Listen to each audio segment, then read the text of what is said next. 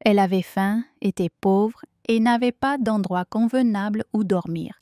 Il était riche, puissant et possédait tout ce que l'argent pouvait acheter.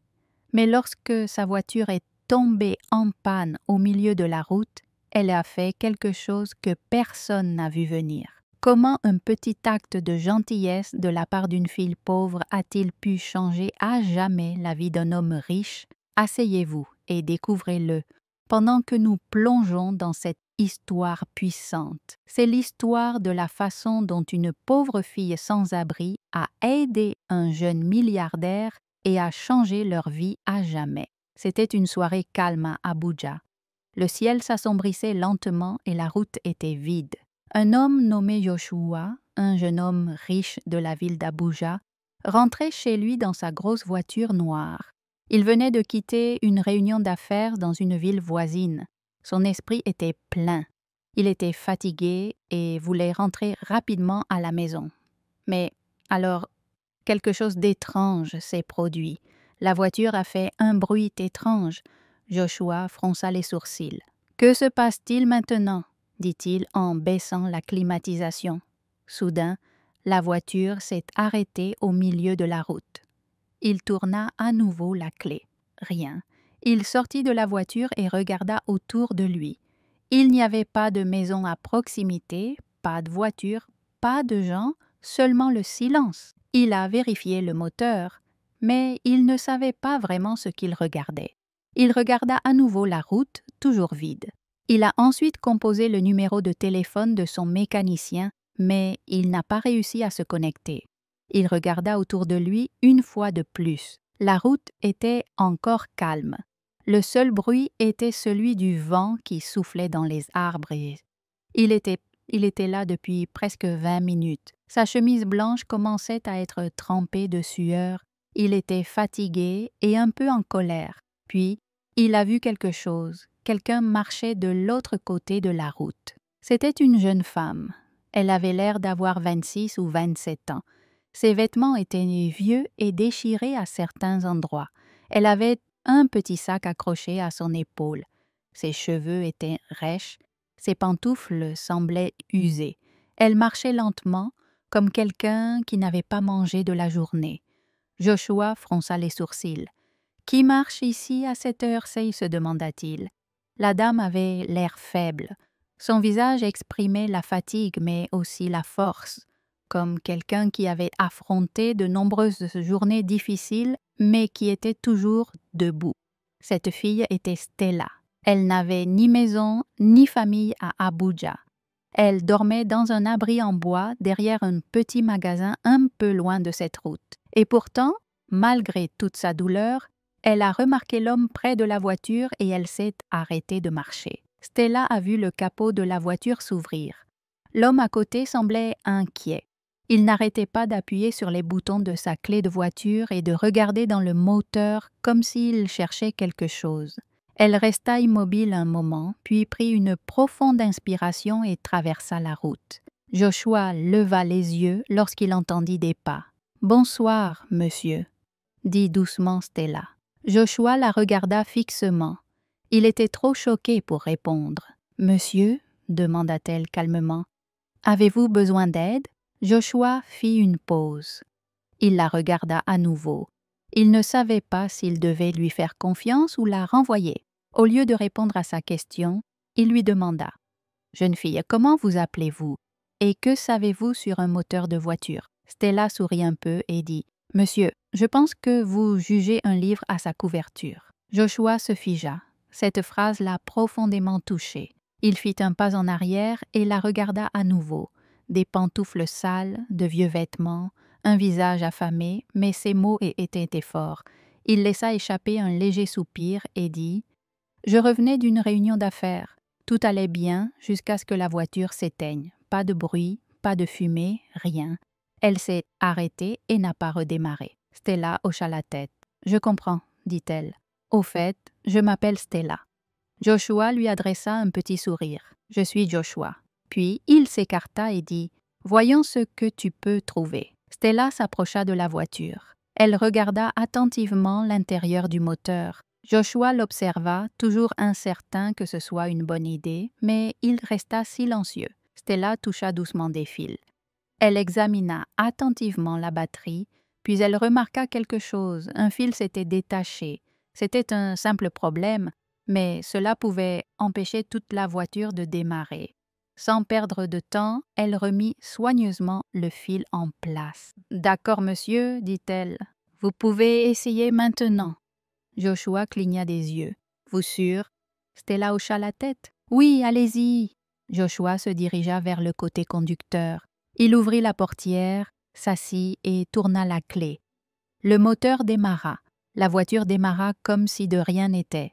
Joshua sauta brusquement de sa voiture et fixa le moteur. « Tu l'as réparé, demanda-t-il. Stella hocha de nouveau la tête en souriant. Ce n'était qu'un petit fil déconnecté. Joshua n'en revenait pas.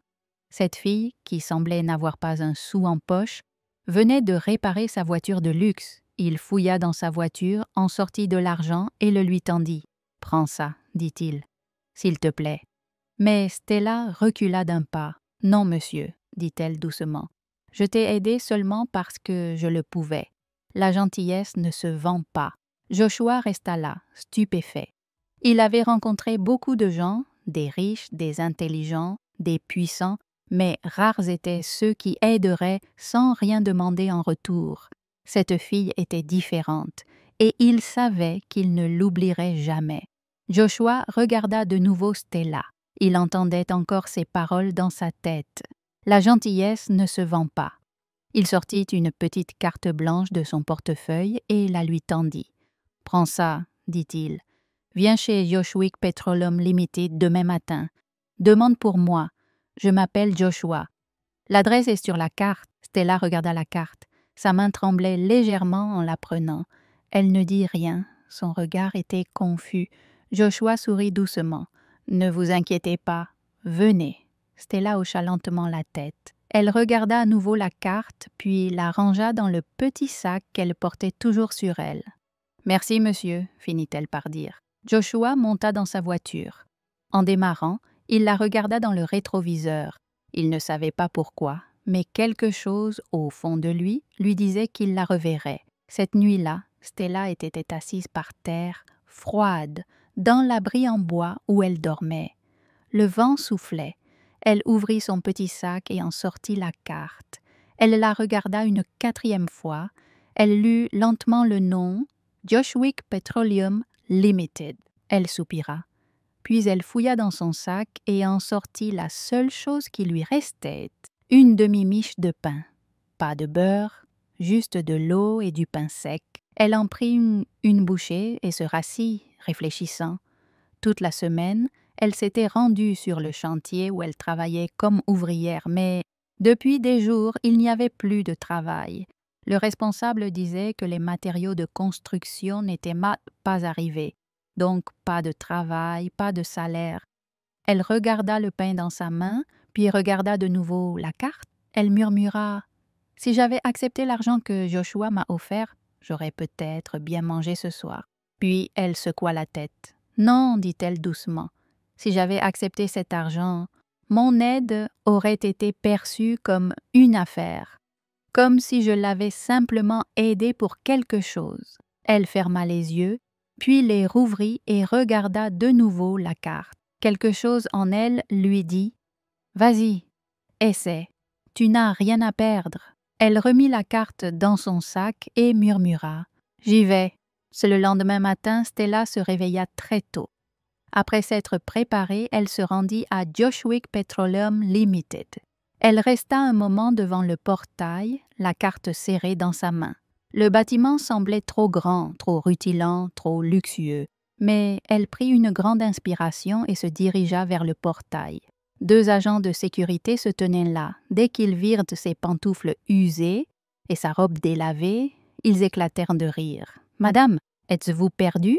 dit l'un d'eux. « Cet endroit n'est pas pour les mendiants. » Stella brandit vivement la carte. « Je suis venue voir monsieur Joshua, dit-elle. » Le 2e homme rit plus fort. « Vous voulez dire qui? Joshua, le patron? Comment est-ce possible? » Stella se sentit gênée. Les passants commençaient à la dévisager. Je l'ai rencontré hier. Il m'a donné cette carte, dit-elle d'une voix tremblante. Mais les gardes ne la crurent pas. Stella ne savait que dire d'autre. Son cœur s'emballa. Elle eut envie de faire demi-tour, mais elle ne le fit pas. Dans le bureau du 3e étage, Joshua se tenait près de la fenêtre et discutait avec un membre de son équipe. Soudain, quelque chose attira son attention. Il baissa les yeux et aperçut une jeune femme à la grille. Il regarda de nouveau et ses yeux s'écarquillèrent. « C'est elle !» cria-t-il. Avant que le personnel puisse dire quoi que ce soit, Joshua s'était déjà précipité dehors. Il n'attendit pas l'ascenseur. Il dévala les escaliers 3 marches à la fois. Les gardes à la grille discutaient encore avec Stella lorsque les grandes portes du bureau s'ouvrirent brusquement. Joshua sortit en courant, la désignant du doigt. « Eh, laissez-la entrer » dit-il.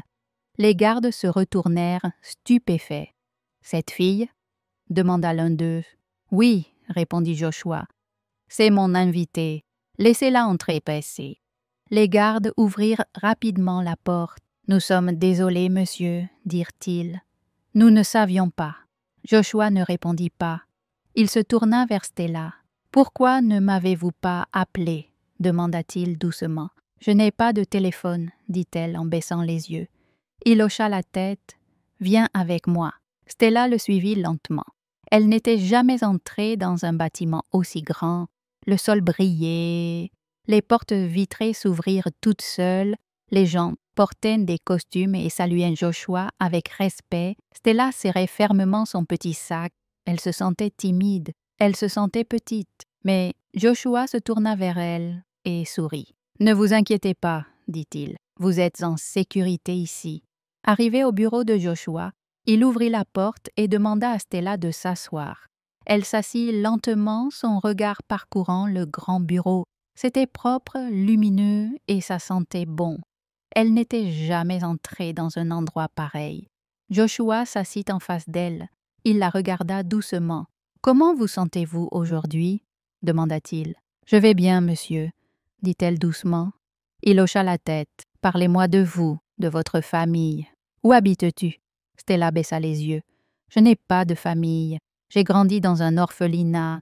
Quand j'ai eu 18 ans, j'ai dû partir.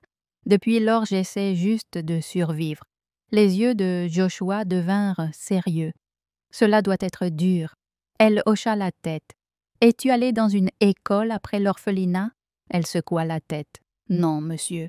Je n'ai terminé que le lycée. Je voulais aller plus loin, mais il n'y avait pas d'argent. J'ai dû travailler pour me nourrir. » Joshua resta silencieux pendant un moment. Il tapota ses doigts sur la table, réfléchissant, puis il la regarda à nouveau. « Stella, je veux t'aider, mais je ne veux pas seulement te donner de l'argent. Je veux aider ton avenir. » Elle cligna rapidement des yeux. « Monsieur, je vais te trouver un professeur particulier, quelqu'un qui t'enseignera et te préparera aux examens dont tu as besoin pour entrer à l'université. » Stella ouvrit la bouche, mais aucun mot ne sortit. « Je veux aussi que tu commences à travailler ici dans le garage, » ajouta Joshua. « C'est un travail de nettoyage. Rien de trop dur. Tu seras payé tous les mois et je te donnerai une chambre dans les logements du personnel pour que tu n'aies plus à dormir dans la rue. » Ses lèvres tremblaient. « Monsieur, merci monsieur, » Joshua sourit. « Tu mérites une vie meilleure, Stella. Commençons par ici. » À partir de ce jour, Stella a commencé une nouvelle vie. Elle nettoyait le garage tôt chaque matin.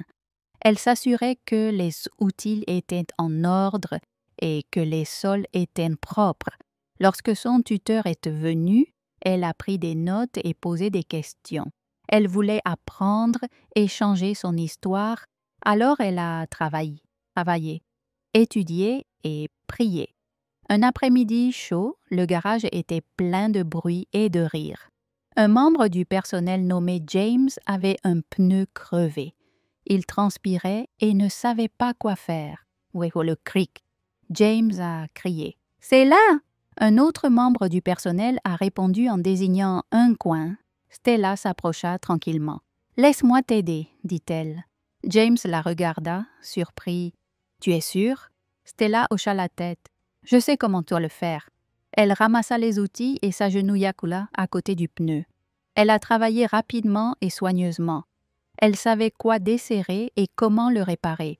En 10 minutes, le pneu a été changé. À son insu, Joshua était entré. Il s'arrêta à la porte et observa tout. Quand Stella se leva et s'essuya les mains, Joshua s'approcha. « Stella, dit-il. » Elle se retourna rapidement. « Monsieur ?» Il regarda le pneu, puis elle. « Où as-tu appris tout ça ?»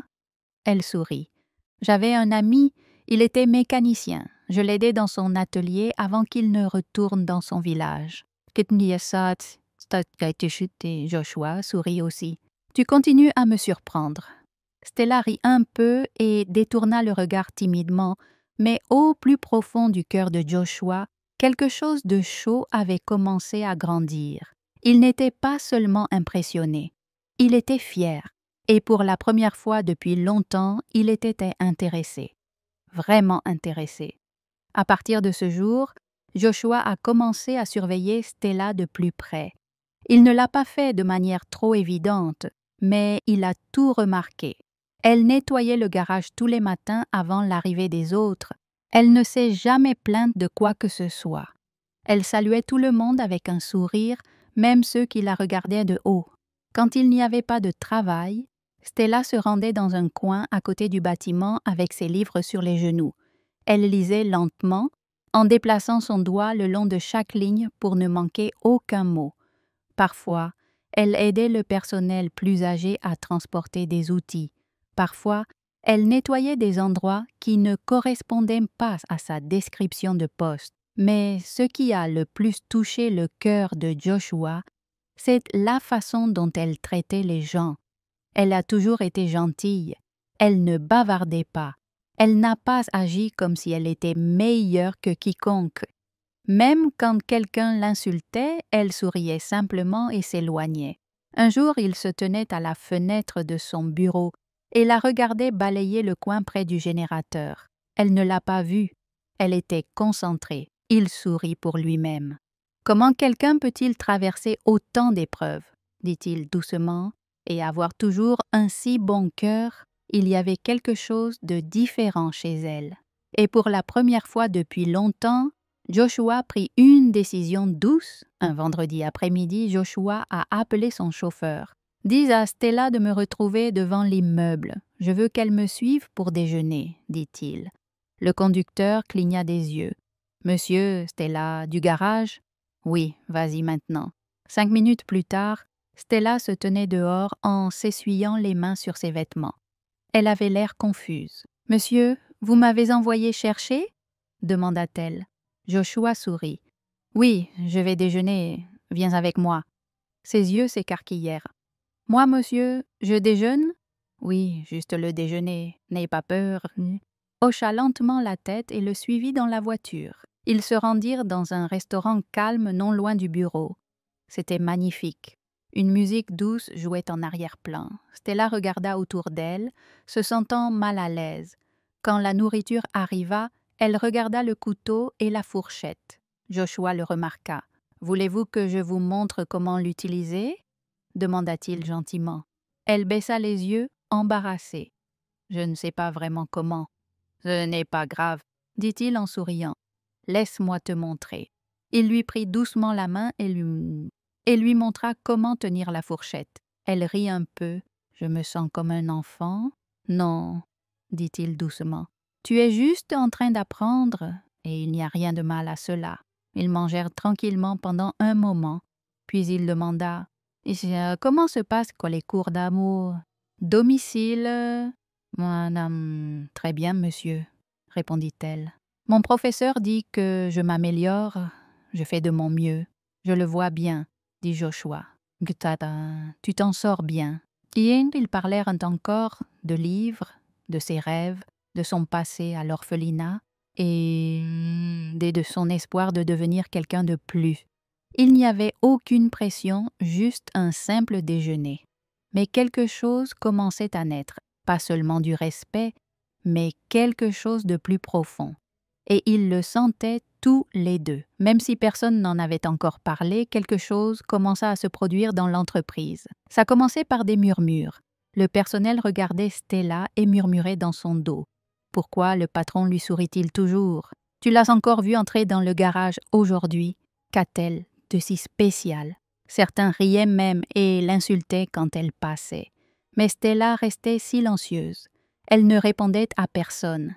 Elle continuait simplement son travail. Mais une personne ne se contentait pas de chuchoter, elle brûlait de colère.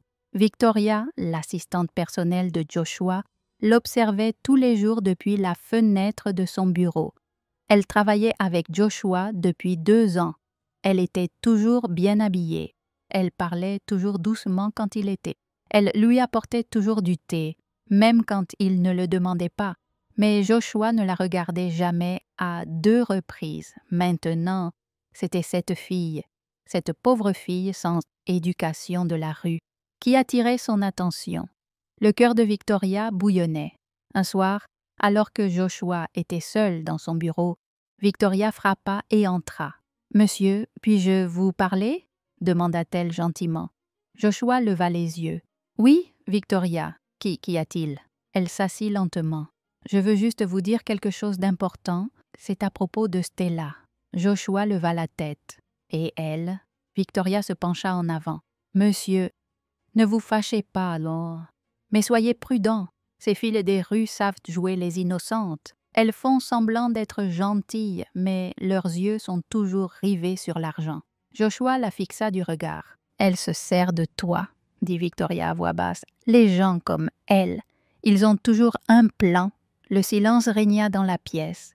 Joshua se rassit, la fixant toujours, puis il dit doucement « Merci, Victoria.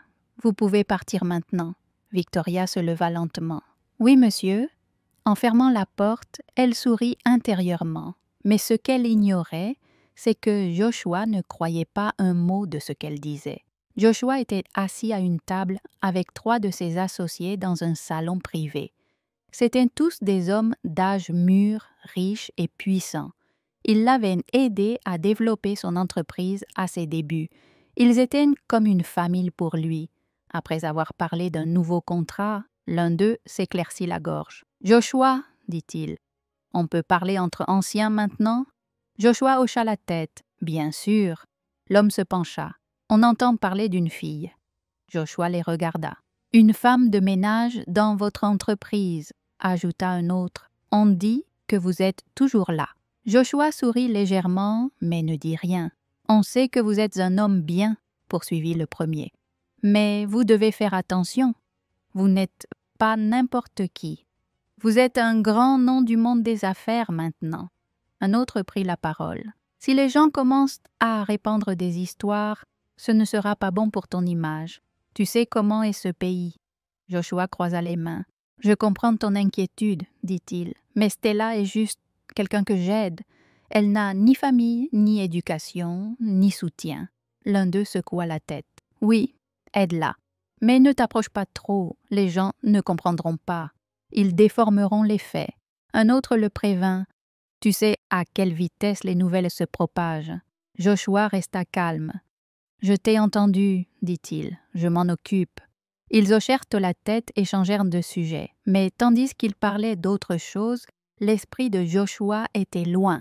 Il baissa les yeux vers son verre et se demanda « Pourquoi le monde est-il toujours prêt à juger ce qu'il ne comprend pas ?» Il savait qu'il devait être prudent, mais il savait aussi autre chose. Il commençait à se soucier de Stella plus qu'il ne l'aurait cru. Stella entendait les murmures. Elle voyait comment les gens la regardaient. Certains riaient derrière elle.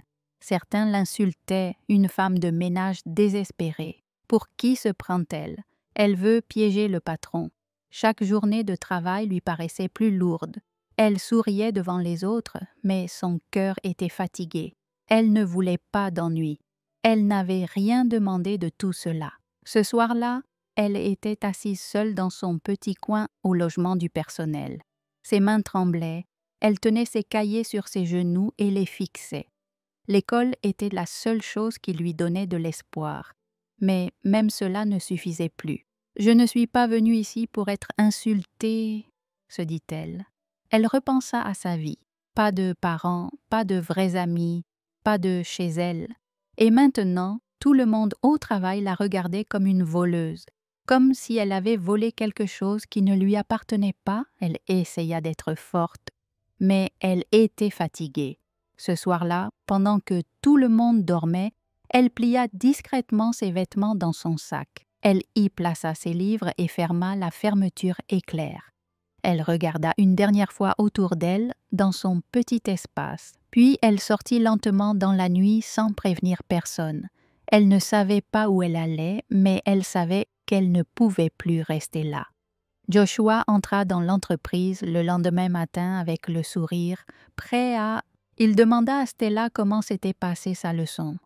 Mais arrivée au garage, elle n'était plus là. Il demanda à un autre agent d'entretien « Avez-vous vu Stella aujourd'hui ?» L'homme secoua la tête. « Non, monsieur. Elle n'était pas venue travailler. » Joshua vérifia sa chambre dans les locaux du personnel. Elle était vide. Le lit était propre. Son sac avait disparu. Il ressentait une forte douleur dans la poitrine. Il appela son numéro. Il était éteint. Il rappela. Toujours en route, il retourna dans la même rue où il l'avait rencontrée la première fois. Il resta assis dans sa voiture pendant des heures, à regarder la route, espérant qu'elle passerait, mais elle ne vint pas.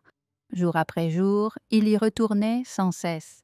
Matin, soir, nuit. Il demanda aux gens qui passaient « Avez-vous vu une fille appelée Stella ?» Il la décrivit. Certains dirent non. Certains secouèrent simplement la tête. Le téléphone qu'il lui avait donné était resté éteint depuis son départ. Son cœur était lourd. Il n'arrivait pas à bien dormir. Sa voix lui manquait. Son rire lui manquait. Mais plus que tout, ce qui lui manquait, c'était la paix qu'il ressentait près d'elle. Et maintenant, elle était partie. Cela faisait 3 semaines que Stella avait disparu. Josué avait cherché partout, demandé aux femmes de ménage, au personnel de cuisine, même aux portiers, mais personne ne l'avait vue. Un mardi matin, près du parking de l'entreprise, un chauffeur de bus s'approcha de lui. « Bonjour, monsieur, j'ai vu cette fille. » Joshua écarquilla les yeux. « Quelle fille ?»« La femme de ménage, Stella.